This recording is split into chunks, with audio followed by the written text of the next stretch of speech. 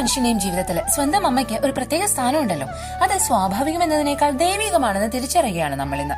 ഒരു wealthy Spanish Nobel ഫാമിലിയിലെ അനുഗ്രഹീതയായ ഒരു ഭാര്യ ജോവാൻ ഗർഭധാരണത്തിനുള്ള പ്രയാസങ്ങൾ സമർപ്പിച്ച് പ്രാർത്ഥിച്ചത് സെയിന്റ് ഡൊമിനിക് ഓഫ് സീലോസിനോട്, who had a tradition of patronage of that problem. അങ്ങനെ കിട്ടിയ ആ കുഞ്ഞിനെ നന്ദി സൂചകമായി ഡൊമിനിക് എന്ന് പേരിട്ടു.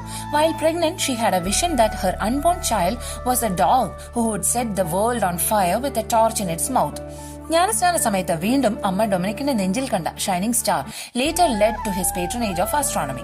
ഒരു അഗസ്റ്റീനിയൻ സന്യാസിയായി later he founded the order of friars preachers or the ഡൊമിനിക്കൻസ്.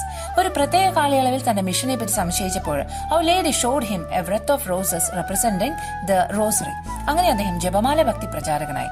മറ്റൊരു ദർശനത്തിൽ അദ്ദേഹം കണ്ട ഒരു ദരിദ്ര ഭിക്ഷാടകൻ അസീസിയിലെ വിശ ഫ്രാൻസിസ് ആയിരുന്നെന്നും നമുക്ക് ഒന്നിച്ചു മുന്നേറാം, യാതൊരു ലോകശക്തിക്കും നമ്മെ തകർക്കാൻ കഴിയില്ല എന്ന് പരസ്പരം പറഞ്ഞെന്നും പറയപ്പെടുന്നു. 13-ാം നൂറ്റാണ്ടിലെ സഭയെ താങ്ങിയ ഈ കരങ്ങളെ ആദരവോടെ നമുക്ക് ചുംബിക്കാം.